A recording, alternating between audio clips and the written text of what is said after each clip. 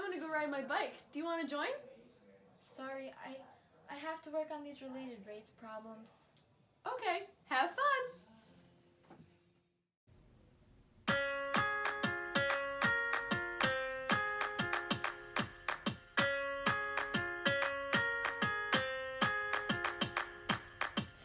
I go to AP calculus every day. Day. I'm trying to keep my eyes open, trying to stay awake. Wake. Learn derivatives on Monday. Trying to keep the rules in line. Well, I can remember most of them. That A, it's mine.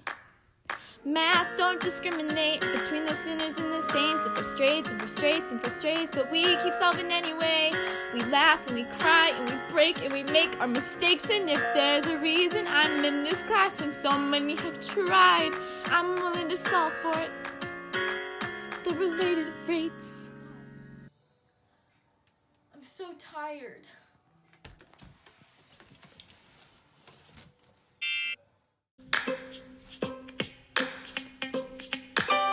Ooh, my bike. Hey, ooh, my bike. My bike.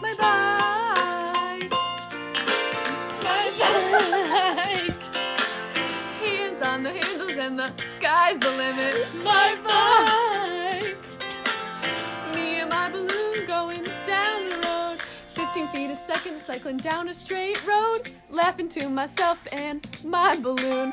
Then I let go, there goes my balloon.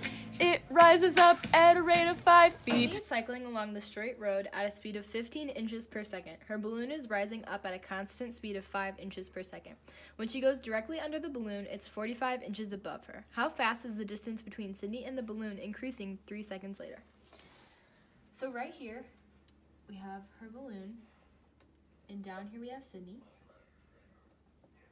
And so, the distance between the two of them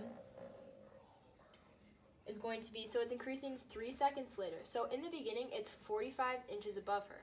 And if it's going at 5 inches per second, and it's 3 seconds later, then we're going to add 45 plus 15 to get the full distance, which is going to be 60. And we know that the rate that the balloon is increasing is at 5 inches per second. And then we know that Sydney's traveling across a straight road at 15 inches per second. And if that's after 3, we know that she's gone 45 inches. And so what we want right here is to find this value. And so we know by using the Pythagorean theorem, which is a squared plus b squared equals c squared, and c is going to be the hypotenuse, so we can do a, b, c. We can find what that value is. So 60 squared plus 45 squared equals c squared, which is c is going to equal 75.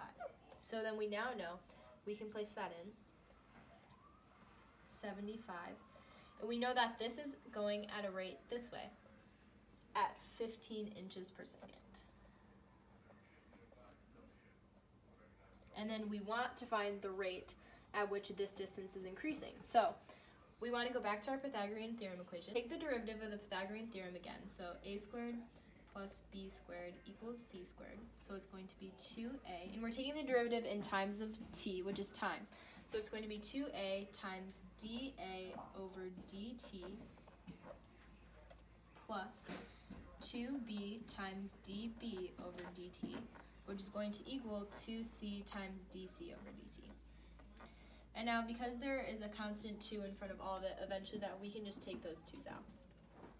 So, we know that our A is 60, and our dA over dt, which is the rate that it's increasing because it's the slope, is 5. Our B is 45, and our dB over dt is 15. And our C is 75, and we want our dc over dt. So then we can put that into the derivative equation. So it's going to be 60 times 5 plus 45 times 15 is going to equal 75 times dc over dt. Now we can use our calculator to solve. So 60 times 5 is 300,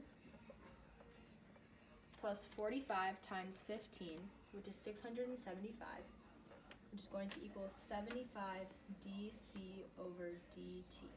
And then by adding 300 and 675 together, we get 975 equals 75 dc over dt. And then we're going to want to divide by 75 to solve for dc over dt. So 975 divided by 75. And then we get dc over dt equals 13. So then, now we know that the distance between Sydney and the balloon is increasing by 13 inches per second. Isabelle, wake up. We have to study for calc. Our exam is next week. Sorry, I'm tired. Your loss.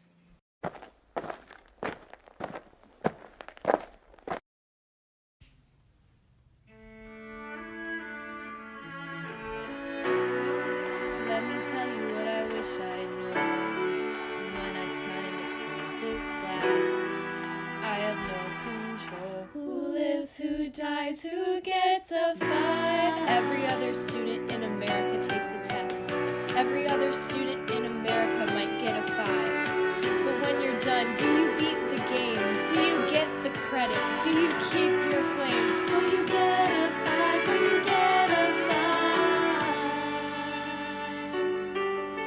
Exam. I signed up for the test.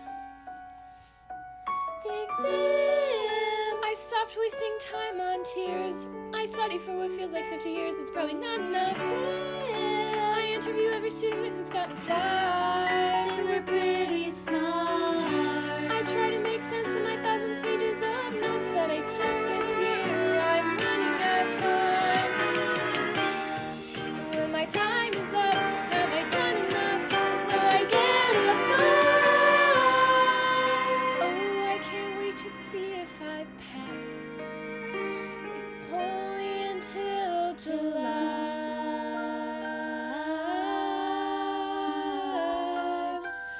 Who lives, who dies, who gets a 5?